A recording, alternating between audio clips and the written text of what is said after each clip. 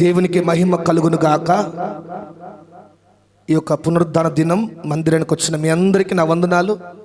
అందరికి praise the lord, అందరికి praise the lord. ప్రభు మీ అందరినీ ఆశీర్వదించును గాక. దేవుడు గత వారం అంతా మనల్ని, మన కుటుంబాలను సజీవ లెక్కలో ఉంచి ఈ యొక్క పునరుద్ధాన దినం దేవుని సన్నిధిలో, దేవుని సముఖములో మరి ఆయన్ని స్తుతించే గొప్ప ధన్యతను దేవుడు మనకిచ్చాడు. అందును బట్టి అనుక్షణం మనము ప్రభుకు కృతజ్ఞతాస్తుతులు చెల్లించాలి. హల్లెలూయా, హల్లెలూయా. ప్రతిరోజు ఉదయకాలం, ప్రతిదినం ఉదయకాలం దేవుణ్ణి స్తుతించే గుంపులో మనం కూడా ఉండాలి. దేవుణ్ణి ఆరాధించే గుంపులో మనం ఉండాలి. దేవునికి కృతజ్ఞతాస్తుతులు చెల్లించే గుంపులో మనం ఎల్లప్పుడూ ఉండాలి. ఆ కృప దేవుడు మనకిచ్చునుగాక. హల్లెలూయా. మరి ఈ పూట కొద్దిసేపు దేవుని వాక్యాన్ని మనం విందాం. అందరం బైబిల్ గ్రంథాలు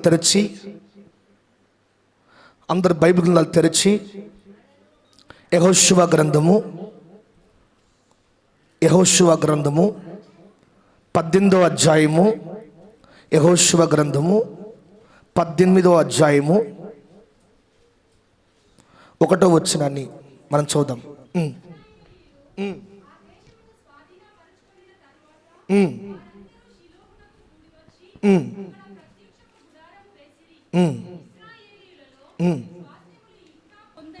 గోత్రములు ఉండెను.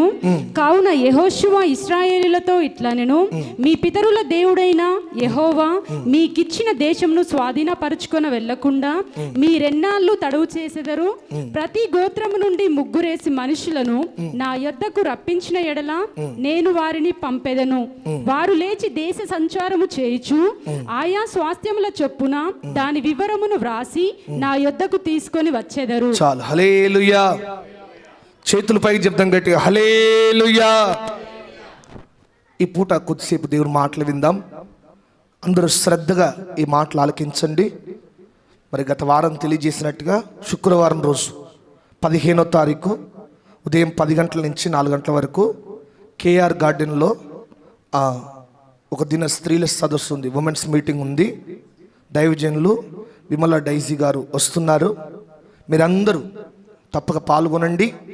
చక్కటి వాక్యము ఉంటుంది, అలాగే అందరికి భోజనం ఉంటుంది, అలాగే క్విజ్ కానీ పాటల పోటీలు ఉంటాయి.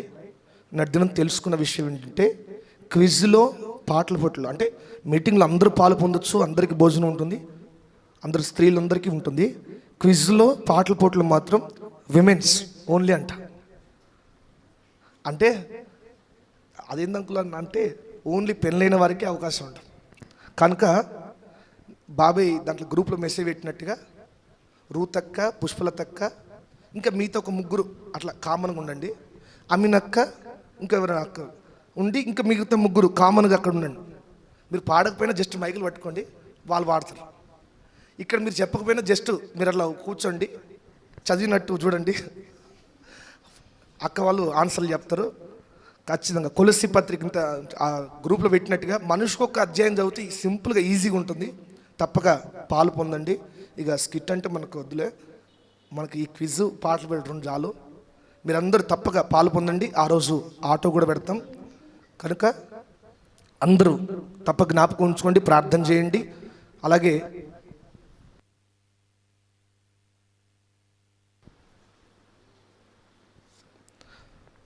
ఓకే, ఖచ్చితంగా పాలు పొందండి. పాత ఇళ్ళకు ఒకసారి టైంకి ఆటో వస్తుంది, కొత్త ఇళ్ళకు ఒకసారి వస్తుంది కనుక మీరు అందరూ సిద్ధపడి ఉండండి. ఈ పూట వాక్యం చదివినట్టుగా అక్కడ ఒక అద్భుతమైన మాట రాయబడింది. మరొక్కసారి చదువుదాం. అందరూ నా వైపు చూడండి, శ్రద్ధగా ఆ మాట చూడండి. యెహోషువ గ్రంథం 18:1. ఇశ్రాయేలీయులు ఆ దేశమును స్వాధీనపరుచుకున్న తరువాత వారందరూ షిలోహులో కూడి వచ్చి, చాలు. హల్లెలూయా. మీ అందరికి అక్కడ ఏమొక ప్రత్యేకంగా అవపడతా ఉంది, షిలోహు అనే పదం. ఈ షిలోహు అనే పదము సాధారణంగా మనము పాత నిబంధనలో మనందరికీ, బయటలకి ఏమో కానీ మనందరికీ ఎక్కడ పరిచయం? షిలోహ్ అనే పదం ఎక్కడ పరిచయం? ఎక్కడ విన్నాం? ఇవే అడుగుతారు క్రిస్లా. షిలోహ్ అనే పదం ఎక్కడ మనందరికీ చాలా పరిచయం.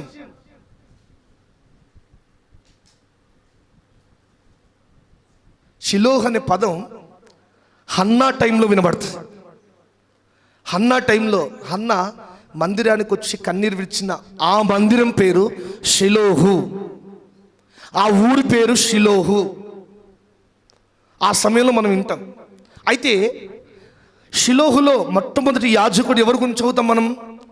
ఏలి అని వినబడుతుంది. తర్వాత సమూయేలు, తర్వాత ఏలి కుమారులు కూడా అక్కడ యాజకత్వం చేశారు, విన్నాం.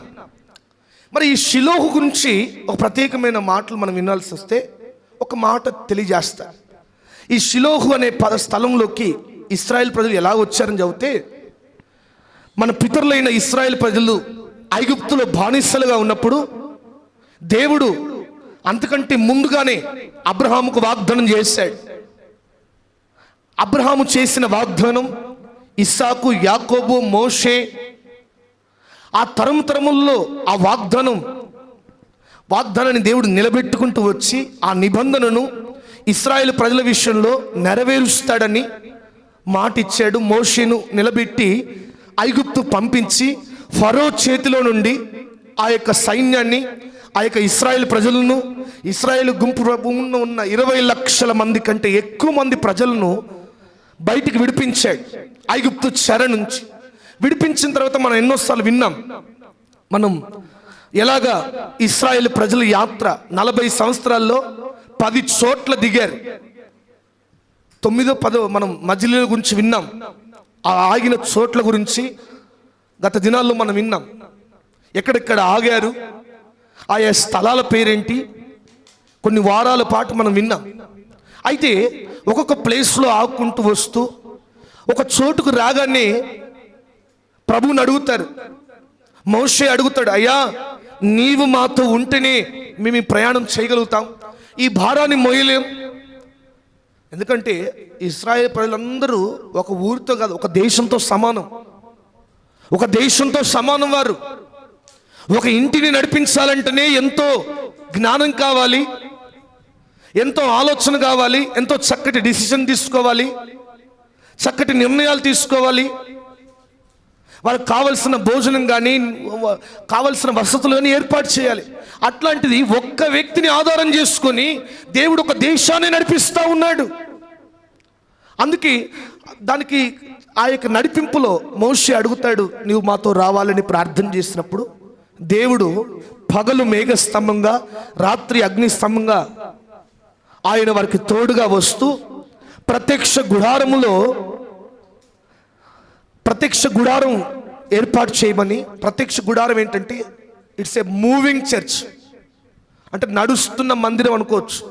ఎట్లాగంటే వీళ్ళతో పాటు దేవుని సన్నిధి వీరు ఎక్కడికి వెళితే అక్కడ నడుచుకుంటూ వచ్చింది.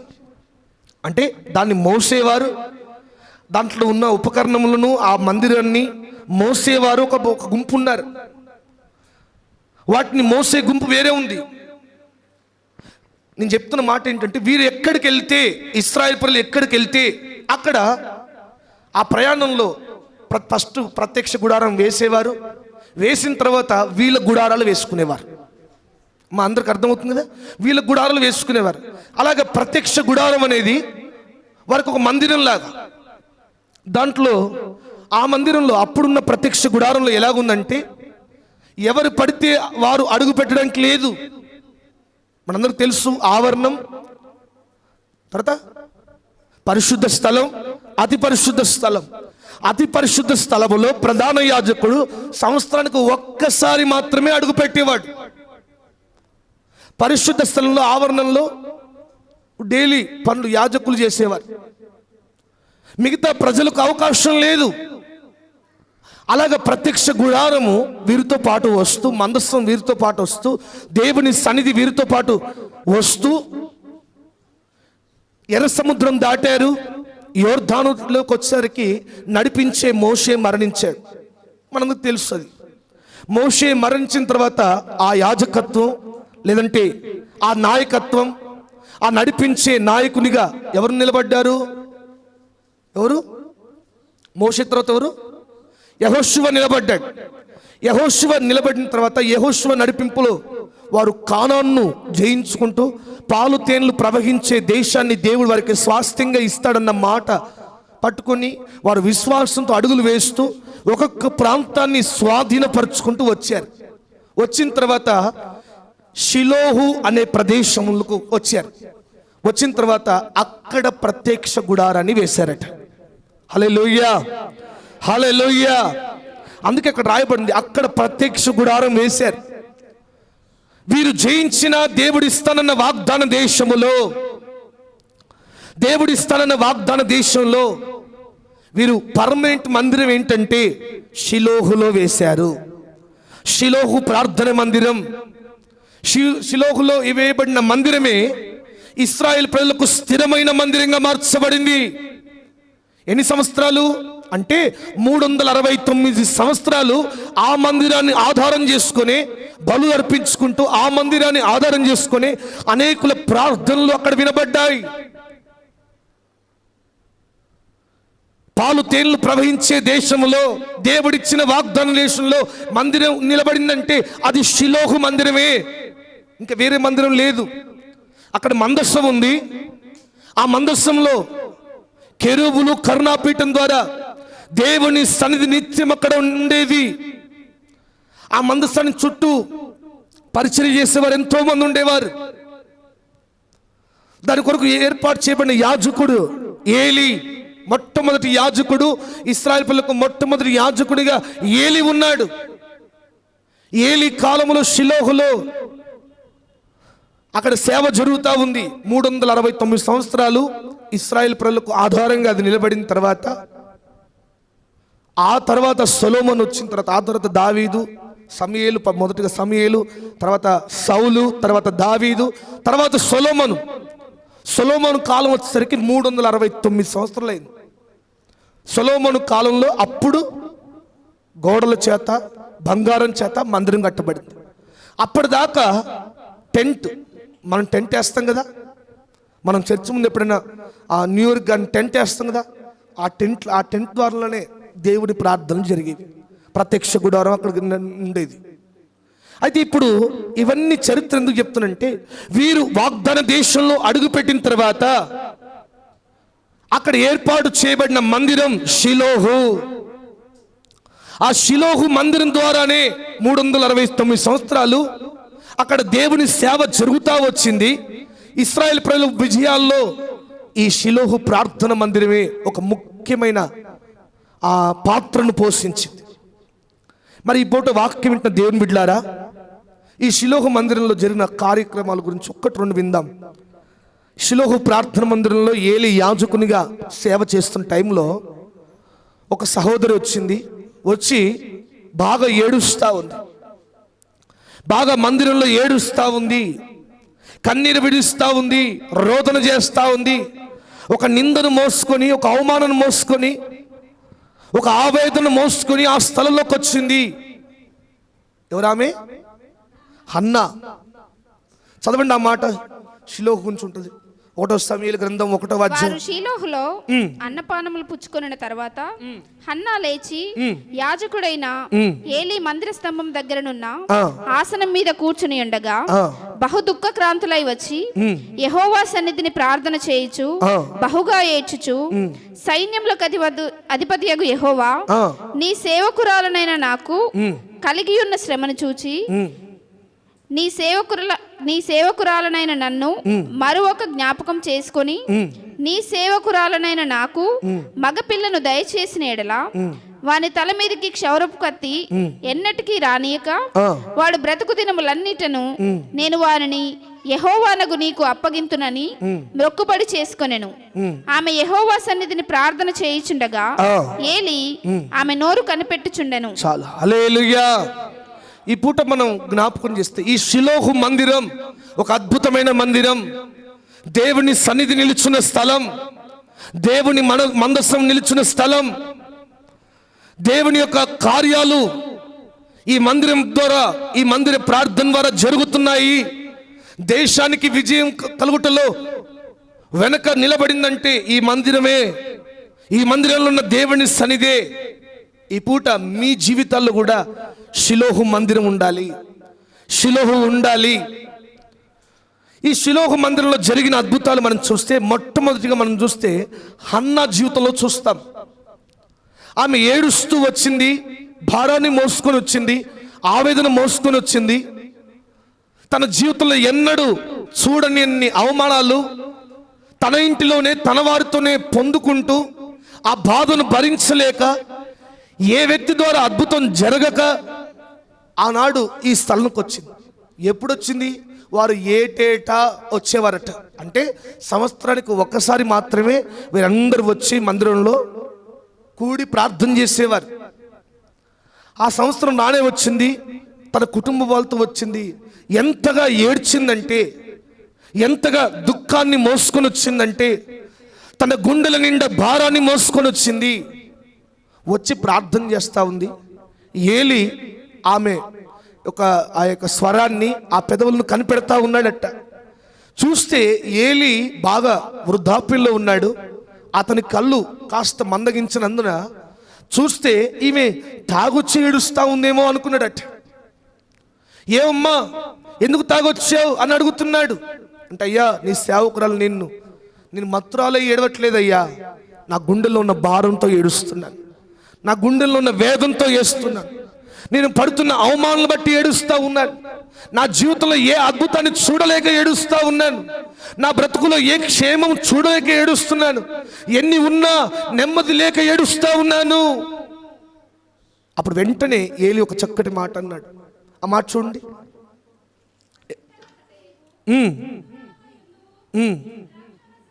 17వ వచనం. నీవు క్షేమంగా వెళ్ళుము,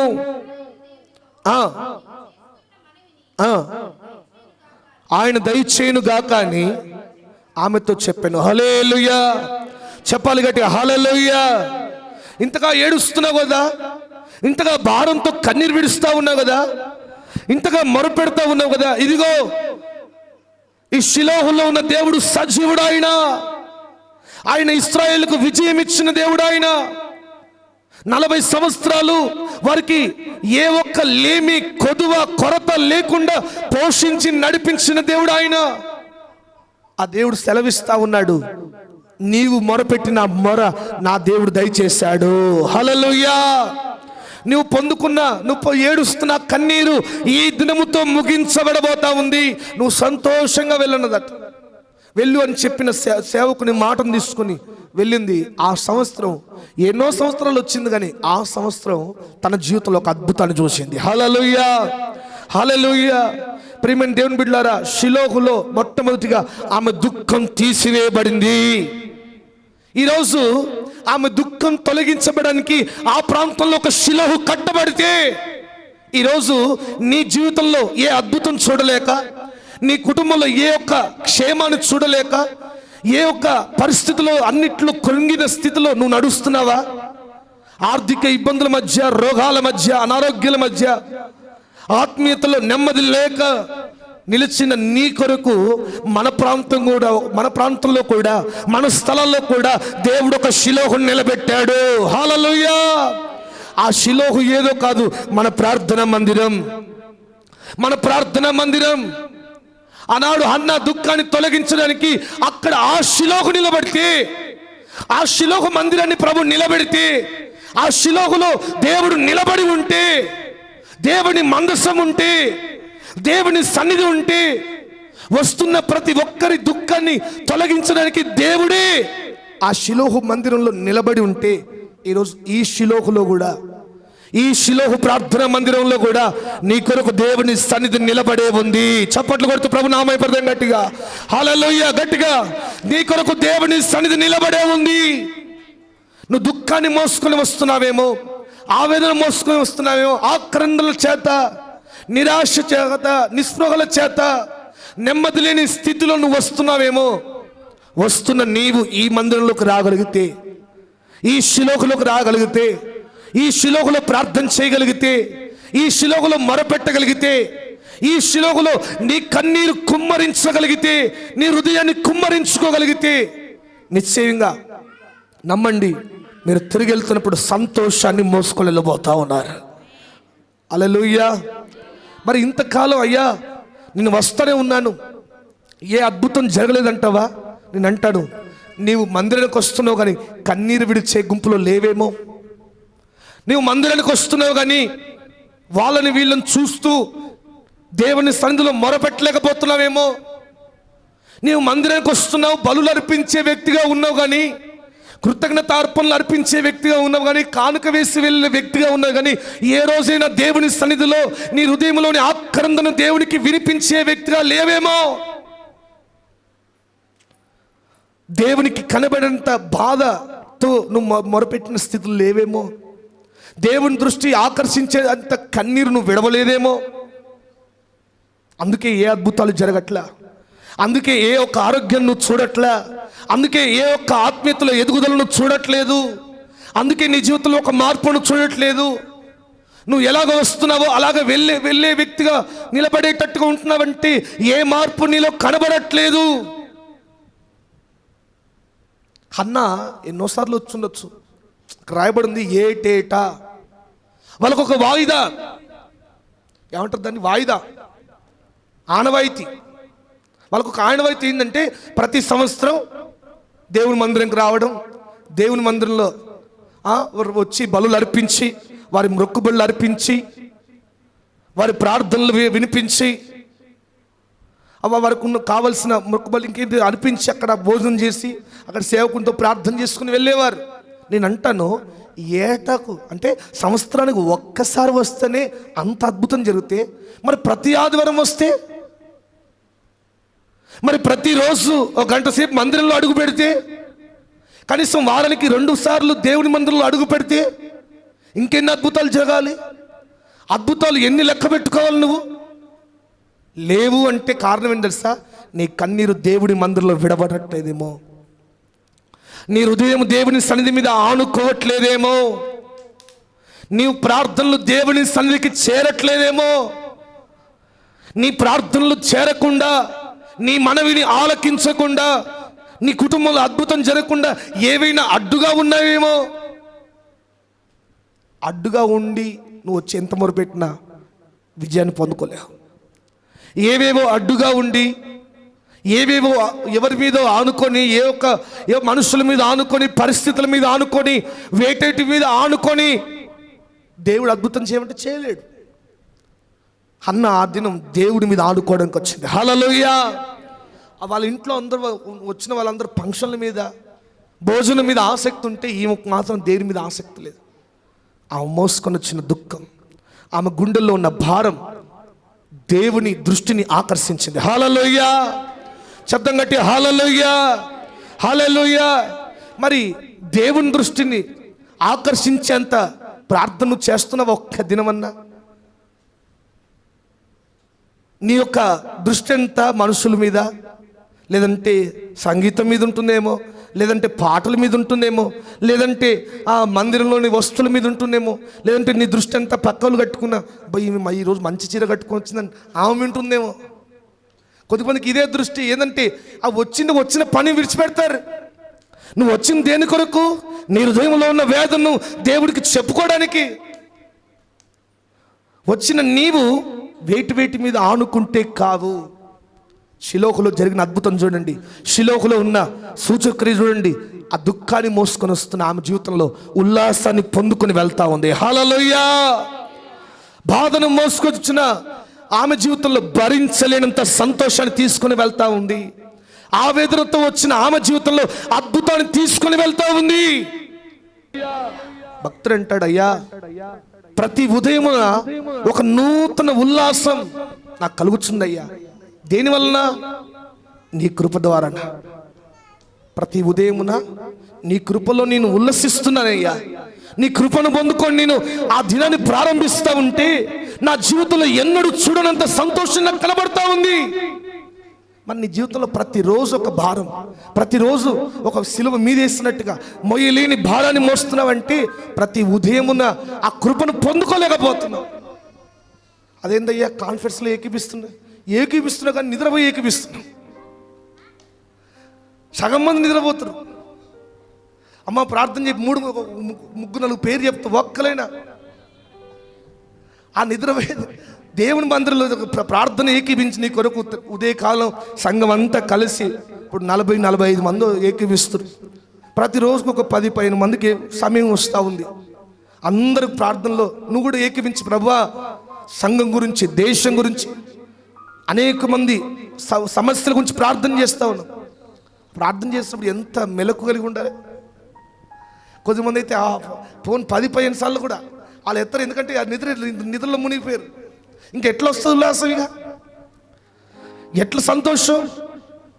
అన్న చూడండి, సంవత్సరానికి ఒక్కసారి మందిరంలో అడుగు పెడితేనే అంత అద్భుతం జరిగితే మరి ప్రతి ఆదివారం అడుగు పెడుతున్న నీ జీవితంలో ఏంటి? ప్రతి వారానికి 1-2 సార్లు దేవుని మందిరంలో అడుగుపెట్టి ప్రార్థన చేస్తాను, ప్రార్థన చేయాలి, ప్రార్థనలో మొరపెట్టాలి అని తీర్మానం తీసుకుంటున్నావు, కానీ రాలేకపోతున్నావేంటి?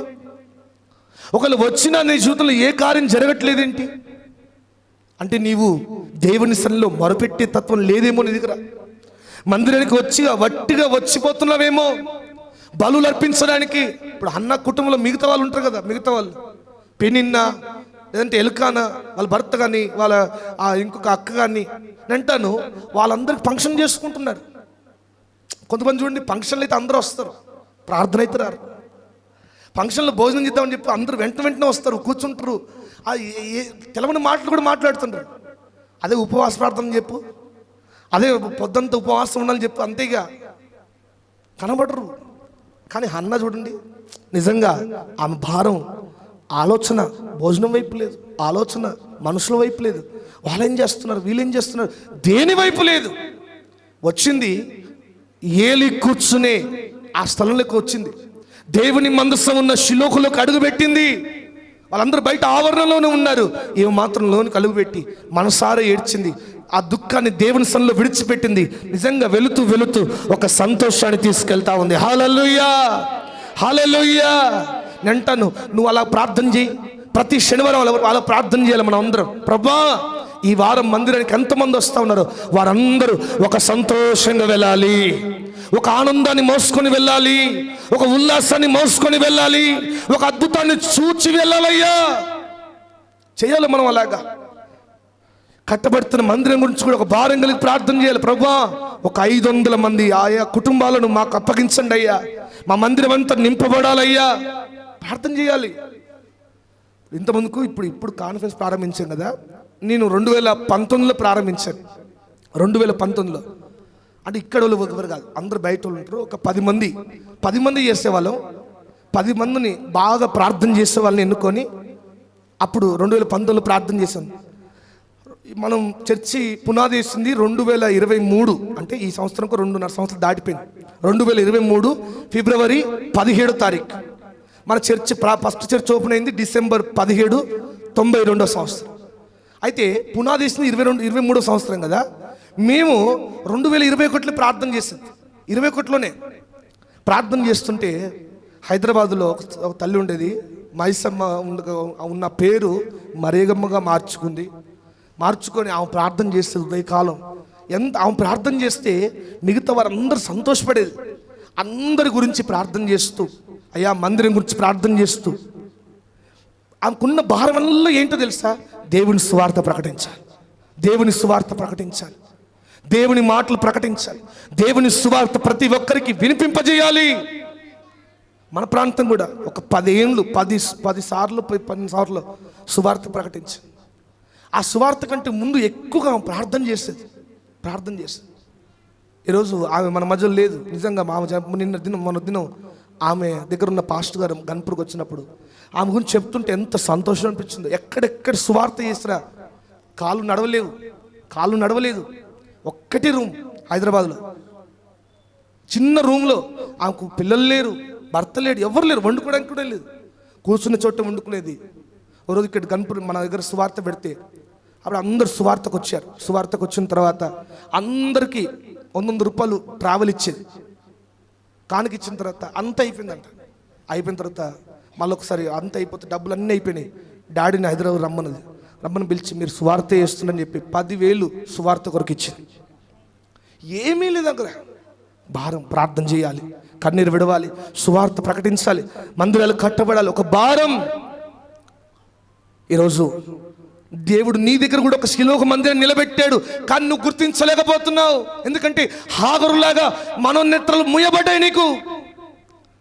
లోక సంబంధమైన ఆచారాలు మునిగి తేలుతున్నావు కనుక ఆ శిలోహ మందిరాన్ని, ఆ ప్రభావం ఉన్న మందిరాన్ని, దేవుని సన్నిధి నిలుచున్న స్థలాన్ని నువ్వు గుర్తించలేకపోతున్నావు. ఏముందిలే మన మందిరమే అనుకుంటున్నావు, కానీ ఇదే మందిరంలో ఎన్నో అద్భుతాలు జరుగుతూ ఉన్నాయి.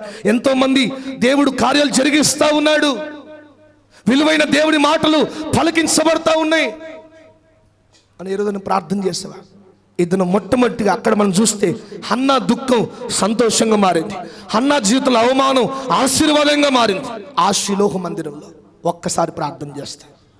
రెండోదిగా మనం చూస్తే ఇంకా జరిగిన కార్యాలు మనం చూస్తే అక్కడ పరిచయం జరుగుతూ ఉంది.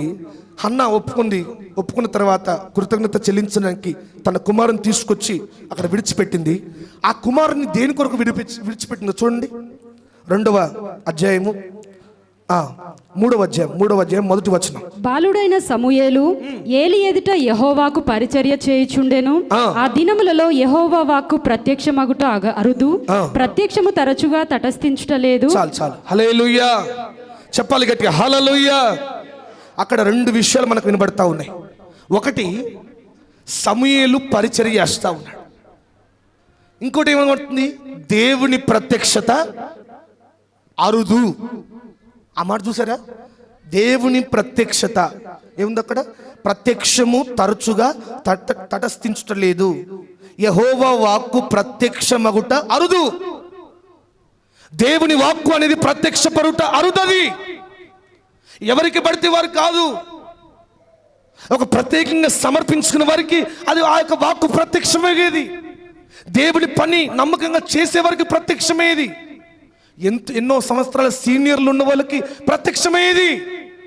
అట్లాంటి తరుణంలో అక్కడ జరిగిన అద్భుతం తెలుసా? షిలోహ మందిరంలో హన్నా వచ్చి కుమారుణ్ణి విడిచిపెట్టి వెళ్ళింది. మొన్న గ్రూప్లో ఒక వీడియో పెట్టారు చూసారా? మేము పోయిన వారం చెప్పినట్టే మన కృపా మినిస్ట్రీస్ అయ్యగారు చూడండి చెప్తున్నాడు, ఒక ఇంట్లో 2 కుమారులు ఉంటే ఒక కుమారుని దేవుని పరిచర్యకు అప్పగించారట. అట్లా ఒకరు కాదు, చాలా మంది ఉన్నారు. వాళ్ళందరూ దేవుని పరిచర్య కొరకు వాళ్ళ తల్లిదండ్రులు అప్పగించారట. సరే, ఈ యొక్క యుక్త వయసు వచ్చిన తర్వాత అప్పగించారంటే అది వేరు.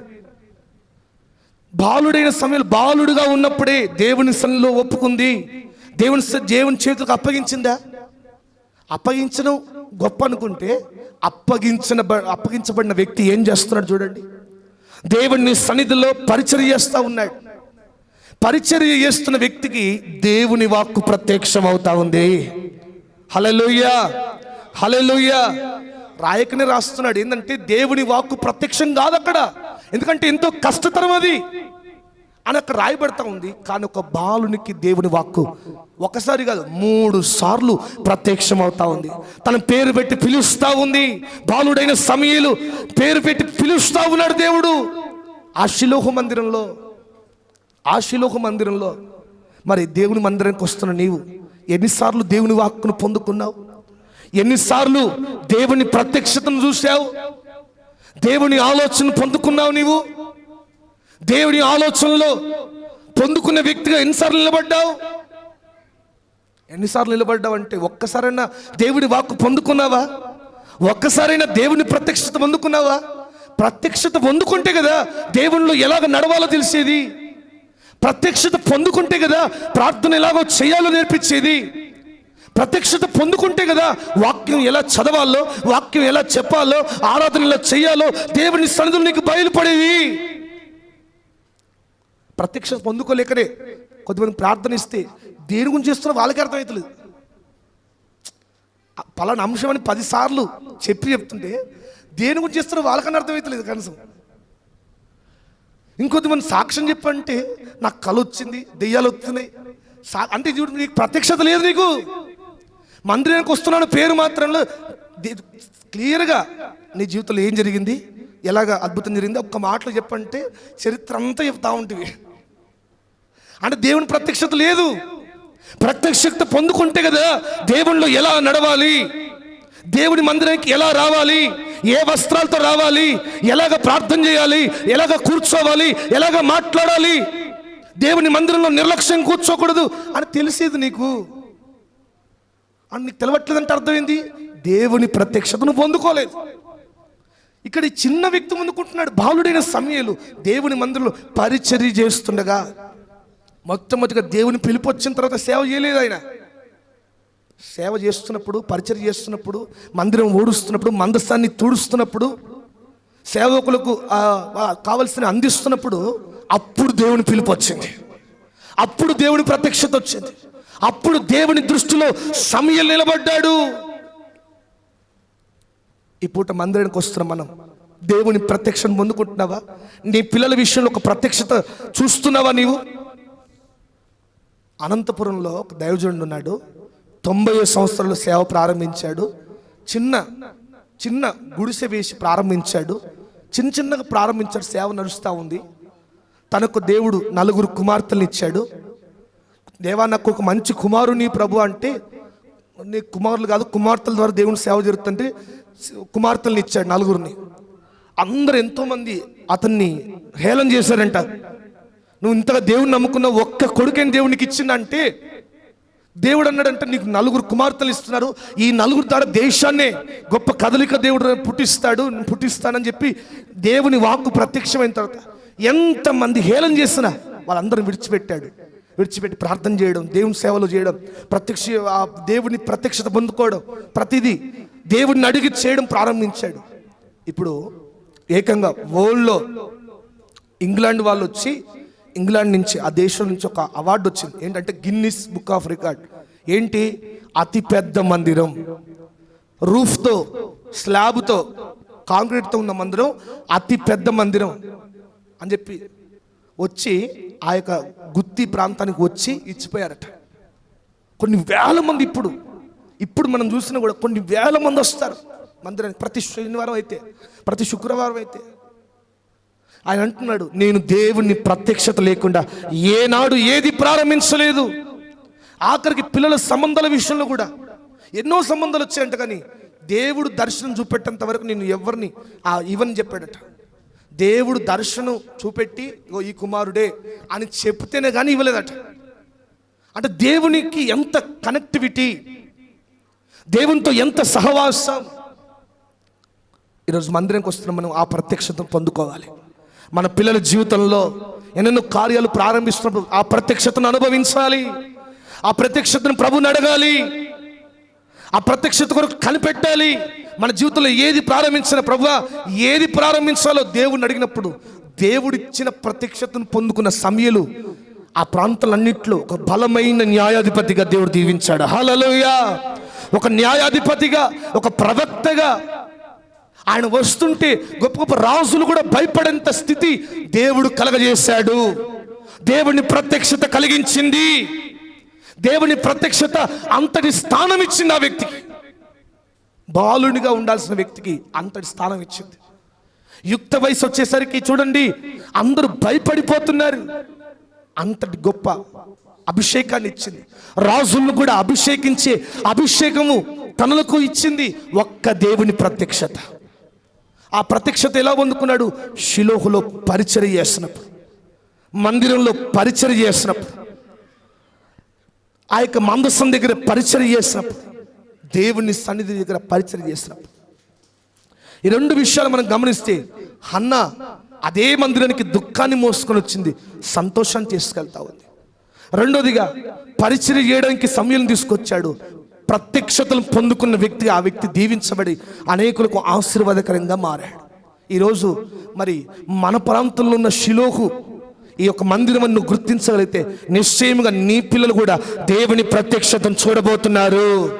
దేవుని ప్రత్యక్షతను అనుభవించబోతున్నారు. దేవుని స్వరాన్ని ప్రత్యక్షంగా వారు విందురుగాక. రెండోదిగా నీ జీవితంలో కలిగి ఉన్న ఆ దుఃఖాన్ని ఈ పూటతో నా దేవుడు తొలగించునుగాక. ఆ దుఃఖాన్ని తొలగించాలంటే ఒకటి, నువ్వు చేస్తున్న మొర దేవునికి అందాలి, దేవుడికి చెందాలి, దేవుని దగ్గరికి రావాలి. వాటికి అడ్డుగా ఉన్నవి ఏవైనా ఈ పూట తీసుకేసుకో. అడ్డుగా ఆలస్యం ఉందా? తొలగించుకో. అడ్డుగా అలక్ష్యం ఉందా? తీసివేసుకో. అడ్డుగా అసంతృప్తి ఉందా? తొలగించుకో. ఈ దినం రెండోదిగా కన్నీరు విరవడం మరి ప్రారంభించు, కన్నీటితో ప్రారంభించు. అందుకే దేవుని వాక్యంలో ఒక అద్భుతమైన మాట ఉంది, పిడికెడి విత్తనాలు కన్నీళ్ళతో విత్తువారు సంతోషంతో పంటకు వస్తారు, సంతోషంతో పంటను సేకరిస్తారు. హన్నా కన్నీటితో వచ్చింది, సంతోషంతో వెళ్ళింది. ఆ షిలోహులో ఉన్న అంత ప్రత్యక్షత, ఆ షిలోహులో ఉన్న ఆ ప్రభావం, ఆ షిలోహులో ఉన్న దేవుని సన్నిధి 365 సంవత్సరాలు ప్రజలకు సాదృశ్యంగా, ప్రజలకు దీవెనకరంగా ఆ షిలోహును దేవుడు నిలబెట్టాడు. ఇంకో విషయం మనం చూసి ముగించేద్దాం. అదే యెహోషువ గ్రంథంలో వారు ప్రారంభంగా చేసిన చూడండి. యెహోషువ గ్రంథం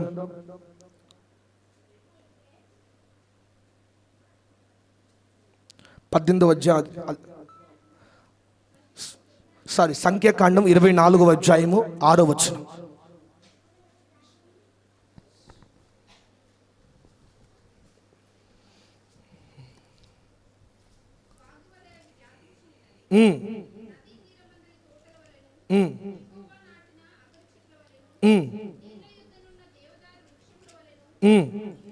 అవి ఉన్నవి. చాలు, హల్లెలూయా. అక్కడ రాయబడి ఉంటుంది షిలోహు. షిలోహు యొక్క ప్రభావము గురించి, ఈ యొక్క షిలోహు గురించి మరొక అర్థం ఉంది. ఏంటంటే యూదాను యాకోబు దీవిస్తూ, యాకోబు చనిపోయే సమయంలో యూదాను దీవిస్తూ ఒక అద్భుతమైన మాట అంటాడు. 49వ వచనం, 49వ అధ్యాయం, ఆదికాండం 49, 9, 10.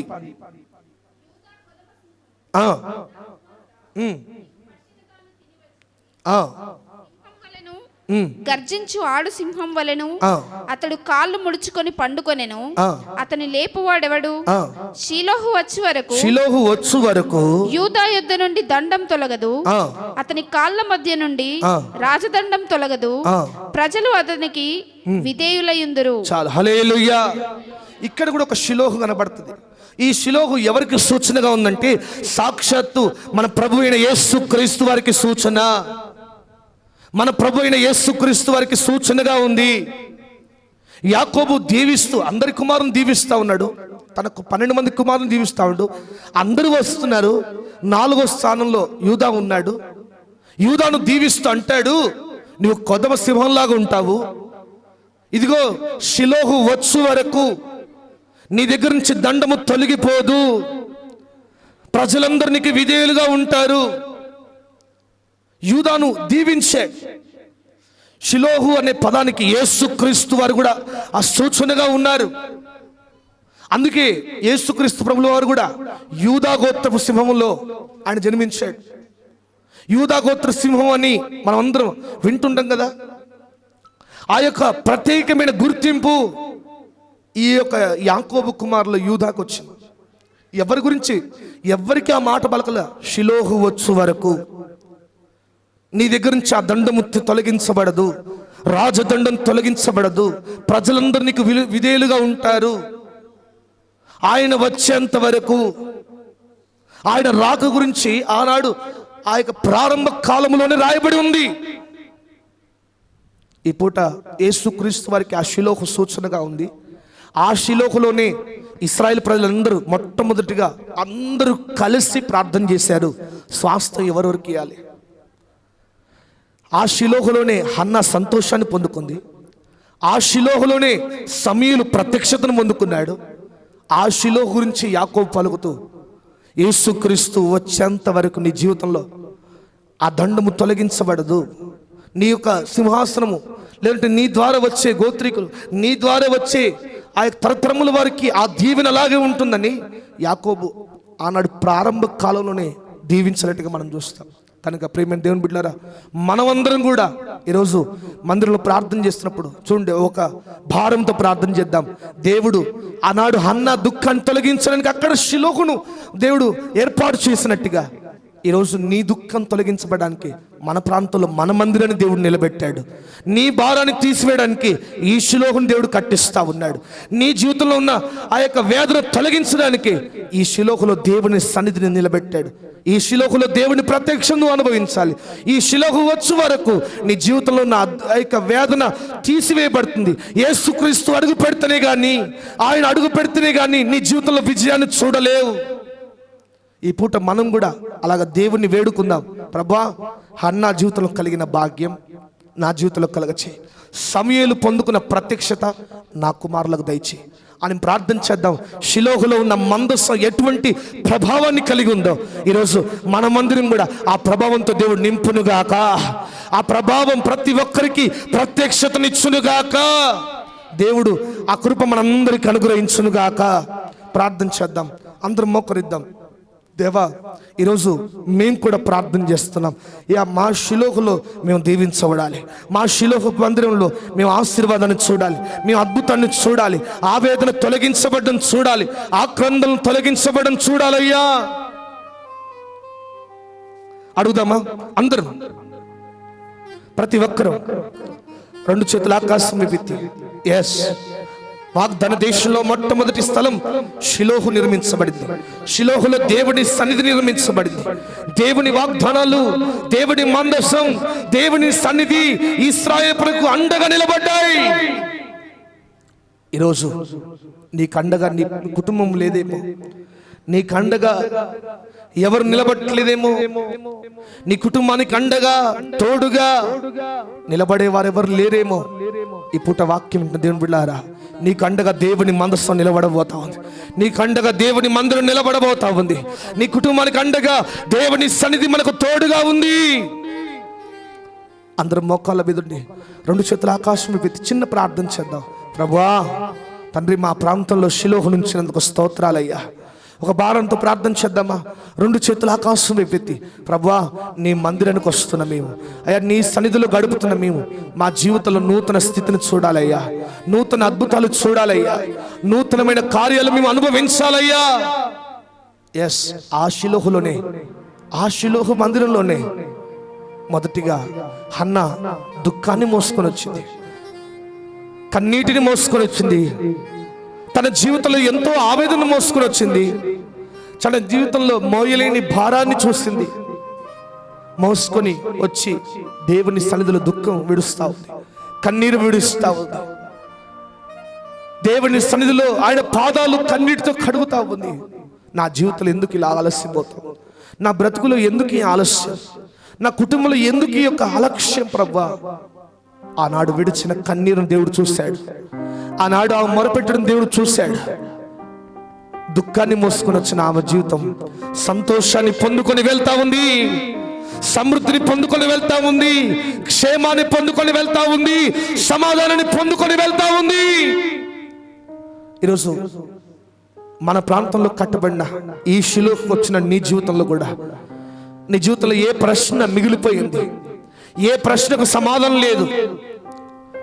ఏ ప్రశ్న నీలో నీ హృదయాన్ని కలిచి వేస్తా ఉంది?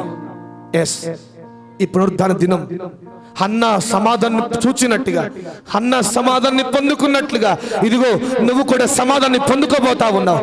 ఈ పునరుద్ధాన దినం దేవుడు నీకు సమాధానం ఇవ్వబోతా ఉన్నాడు, నీ ప్రార్థనకు జవాబు ఇవ్వబోతా ఉన్నాడు, నీ కన్నిటికి ఆన్సర్ ఆఫ్ దేవుడు అనుగ్రహించబోతా ఉన్నాడు. ఈ పూట మనసారా ప్రార్థన చేద్దాం. ప్రభువా, నా దుఃఖం కూడా సంతోషంగా మారాలి, నా దుఃఖం కూడా ఆశీర్వాదకరంగా నా జీవితంలో దీవెనను మోసుకొని రావాలి. రెండవదిగా సమూయేలు ప్రత్యక్షతను పొందుకుంటున్నాడు. ఆ షిలోహులోనే ప్రత్యక్షతను అనుభవిస్తా ఉన్నాడు. షిలోహు దేవుడి యొక్క ప్రత్యక్షత సమూయేలు చూస్తా ఉన్నాడు. ఎస్, ప్రత్యక్షత అరుదని అందరూ అంటున్నారు, ప్రత్యక్షత జరగదని అంటున్నారు, ప్రత్యక్షతలు ఆగిపోయాని అంటున్నారు. ఎంతమంది ఎన్ని అన్నా దేవుని ప్రత్యక్షత, దేవుని స్వరం, ఓ దేవుని ముఖ దర్శనం, దేవుని స్వరం సమూయేలుకు వినబడతా ఉంది. ఆ ప్రత్యక్షను పొందేంత పరిచర్య సమూయేలు చేస్తున్నాడు. ఈ పూట మందిరానికి వస్తాం, మనం అందరం ప్రార్థన చేద్దాం. దేవా, మరి దైవజనులు అద్భుత కుమార్ అయితే ప్రతి విషయంలో ప్రభువా నీ ప్రత్యక్షత లేకుండా మేము అడుగు పెట్టమయ్యా. నీ ప్రత్యక్షత లేకుండా మేము ఏది ప్రారంభించాం. ఈ పూట నీ జీవితంలో మరి నీ పిల్లల విషయంలో ఆ దర్శనాన్ని, ఆ స్వరాన్ని, ఆ యొక్క ఉద్దేశాన్ని చూస్తున్నావా, అనుభవిస్తున్నావా, పొందుకుంటున్నావా? ఈ పూట మూడోదిగా యేసుక్రీస్తు వచ్చేంత వరకు యూదా యొక్క సింహాసనం నిలబడే ఉంది. యూదా గోత్రపులో నుంచే ప్రభు వారు అడుగు పెట్టారు. యూదా గోత్రపు సింహముగా, కొదమ సింహంగా నిలబడ్డాడు. ఈరోజు ఆయన అడుగు పెట్టనంత వరకు నీ జీవితంలో ఆ వేదన, ఆ దుఃఖము, ఆ నిందలు అలాగే నిలబడుతున్నాయేమో. ఆయన అడుగు పెడుతున్న వేళ నీ దుఃఖం అంతా నాట్యంగా మారబోతా ఉంది, నీ కన్నీరంతా సంతోషంగా మారబోతా ఉంది. ప్రార్థన చేద్దాం ప్రతి ఒక్కరు. దేవా, షిలోహులో ఉన్న ఆ ప్రభావం మేము ఈ దినం మా మందిరంలో కూడా చూడాలయ్యా. నీ సన్నిధి యొక్క ముఖకాంతి, నీ సన్నిధి యొక్క తండ్రి ప్రభావము మా జీవితంలో కూడా దయచేయండి. ప్రతి ఒక్కరం ప్రభువుని అడుగుదాం. హల్లెలూయా, హల్లెలూయా, హల్లెలూయా.